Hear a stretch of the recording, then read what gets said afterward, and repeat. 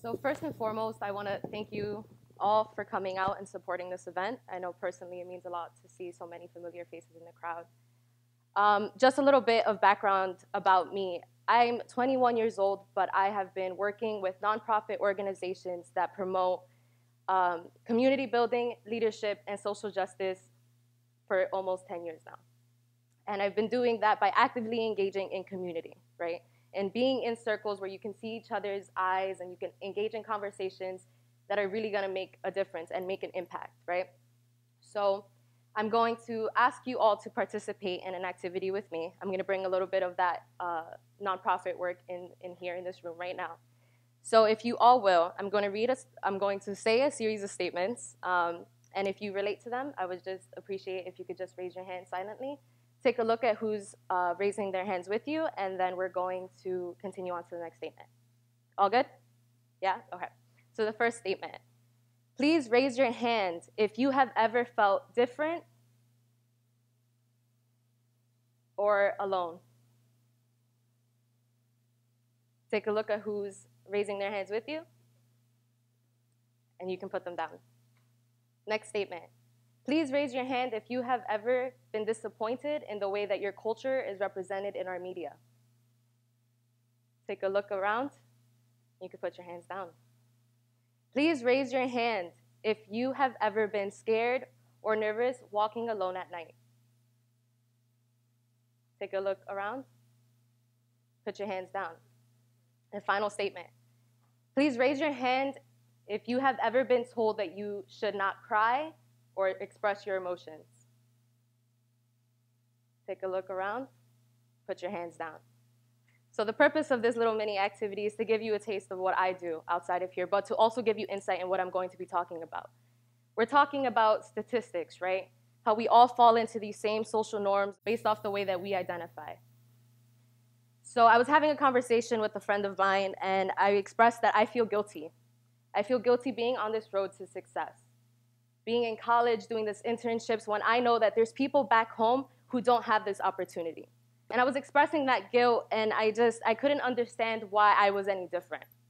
Before he said to me, people are not extraordinary. They just experience and endure extraordinary things. And it was at that moment that I realized that, and if you know me, you know I question everything. I was like, nah, that's not right. That can't be right. People are extraordinary. But there is something else to it. The people who I grew up with, we all experience the same things. And so in terms of like trying to tackle this problem, I was set out to find a solution. What was it about me that set me apart from everyone else back home? And I don't live too far from here. I live in West New York, New Jersey, which is one of the most densely populated towns in all of the country, right? Predominantly Latino, largely undocumented, and that's just who reports on the census. And if we're keeping it real, most people don't even open the doors when those people come around, right? Because we can't talk about what's happening behind closed doors, right? So when we're talking about this, I wanted to address it, and I realized that the things that set me apart were three things. It was my intersectional feminism, it was my social awareness, and it was community. So my first experience with like feminism, I was watching a movie, I think in like the 6th grade, and this young girl, she's a teenager, she comes out of her window, she climbs down the fire escape to meet the boy that she's like massively in love with. And I related to it so much. I was like, yeah, I want to be in love, I want to be a teenager, I want to do all these great things. But then I realized, like, I'm not climbing out of my 2-story house, I'm climbing onto my fire escape. The same fire escape I use when I lost my keys and I have to climb the roof to get in. And then I was like, oh, that doesn't seem right. So how is it that we're both women, but we're experiencing life so differently? And that's where the intersectional feminism comes in, right? Because intersectional feminism differs because it encompasses all the different social identities.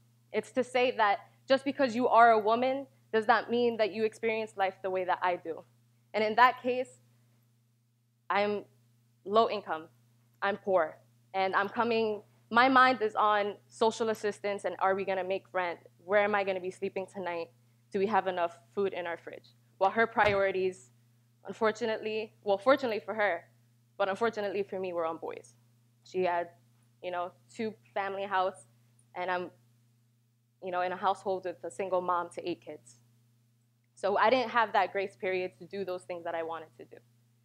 So then moving on, I realized that we needed to find a better way to talk about our experiences, right? So when we talk about feminism and our fight for equality, we need to start focusing on those differences, because that's what's gonna set us apart, but then bring us together in the end, right? So with our intersectional feminism, what we do is incorporate all the different types of identities.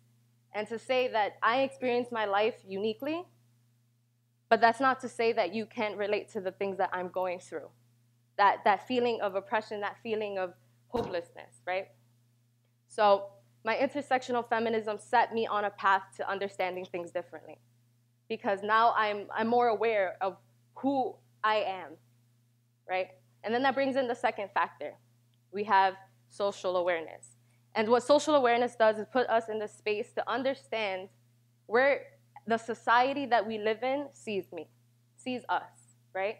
So where our intersectional feminism gave me an idea of who I am, my social awareness, watching the news, understanding what's going on, what legislation is passing, who's in office, and all of those things are showing me how others are valuing me.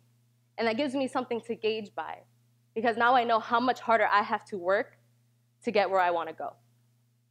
So on this path to success that I was talking about earlier, that I'm so riddled with guilt, I realized like this isn't an easy process for me. This isn't an easy journey for me. And I know that where I'm struggling, other people are struggling too, which brought me into my community.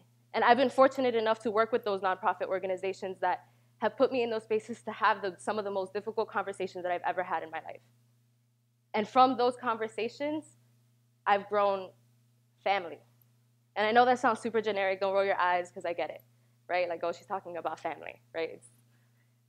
But it's important, because you need that support. Because when you're on that journey, you can't do anything alone. I watch Hell's Kitchen a lot. I watch a lot of cooking shows. So in these cooking shows, if you've ever seen when there's too many people doing the same thing, nothing gets done. But if you work together and make it a cohesive process, things are getting done. Work is being put in, and we're getting results. I went to Puerto Rico during spring break to help in hurricane relief. And it was some of the most humbling moments of my life. And we were given the task to completely clear out a forest that had grown on a roof of an abandoned building. And if you had seen the pictures, it was ridiculous. It was like full-grown trees, weeds up to your knees, lizards and giant spiders and centipedes. It was the whole thing, right? But we got through it. We had to cut down trees, we had to cut the weeds, stuff them in bags, and then somehow carry them down 4 or 5 flights of stairs. So how did we do that? We formed an assembly line. And all of us, passing these giant, heavy bags together, cleared out that roof that they were going to turn into a homeless shelter. And that's the point, right? So that we can understand how much work we need to do. We need to have those conversations, have those difficult moments, and grow from them. So I hope that this helps in your journey of trying to empower yourself. And thank you for your time.